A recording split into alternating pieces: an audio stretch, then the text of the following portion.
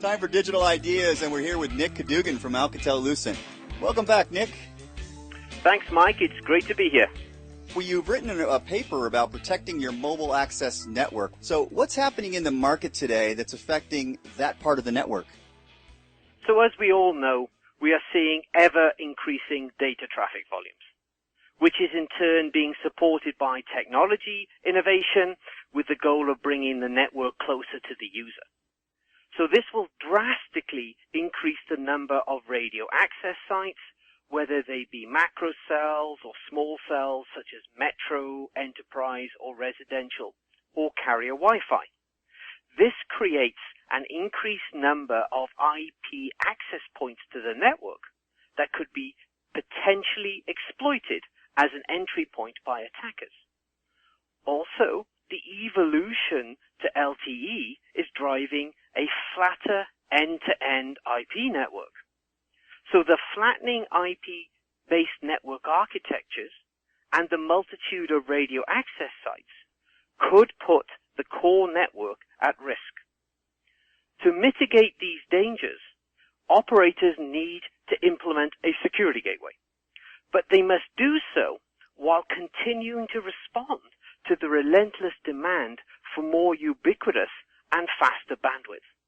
So a security gateway is the answer, and I've heard you say that not all security gateways are created equal. And you also talk about 3 key criteria. So let's discuss these. First of all, what do you mean by a common platform?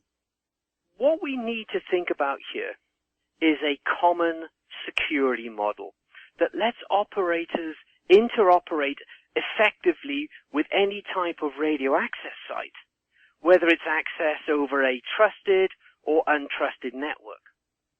Also, operators need to be able to secure a range of connections, with the operators adjusting the specific implementation dependent upon the level of security or trust required.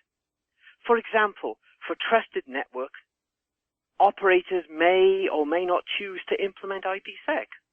However, for untrusted networks, they will likely want to implement a layer of security, but they need the flexibility so it can be applied to the control plane or a data plane or a management OAM traffic or any combination of the 3.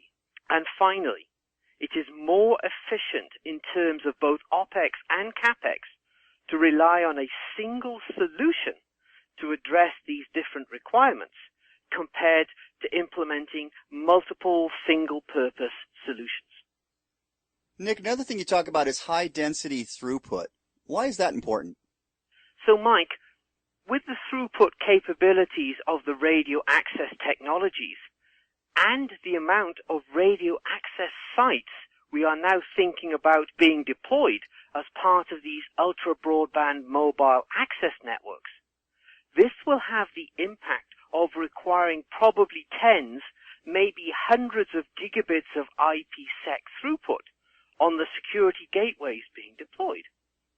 So operators need to think about security gateways with, yes, the ability to terminate IPsec tunnels from the full range of IP radio access sites, but also a flexible architecture to easily scale as the traffic volumes increase. High-touch packet operations for deeper levels of integrated service capabilities, and stateful failover, so that all tunnel states are automatically synchronized between 2 platforms, helping simplify operational deployment. This will also have the operational benefit that IPsec inter-platform failover is totally transparent to the IPsec peer, and there is no need to renegotiate the tunnel. Security gateways will be key components in an operator's ultra-broadband network. All right, so high-density throughput, common platform, and a third criteria is standards compliance. So what are the benefits for an operator? Well, given the range of radio access technologies likely to be used in an operator's ultra-broadband mobile access network, The equipment will likely come from multiple vendors, so the reliance on standards is imperative. With this in mind, what we have seen is the 3GPP standards body articulate its concept of a security gateway. This security gateway relies on IPsec and certificate management capabilities to provide access control through authentication, along with traffic confidentiality and integrity through encryption. Authentication and encryption may be extended to the user plane, the control plane, and management traffic, or combinations thereof.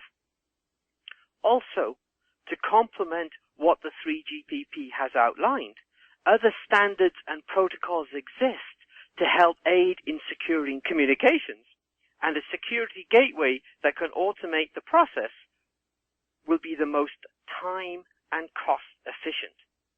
I believe that operators who choose a high throughput, full-featured, flexible security gateway that interworks with all radio access types will have a great competitive advantage. They can continue to build out their networks to reach more users while also protecting their networks, and they won't hinder their ability to take advantage of the growth opportunities available in expanding ultra-broadband mobile markets. All right, so you've written an application note, you've authored a TechZine article, and of course this podcast. Some great information. Thanks a lot, Nick. Many thanks for the opportunity to talk today, Mike. That was Nick Cadogan from Alcatel-Lucent. This has been Digital Ideas. Thanks for tuning in.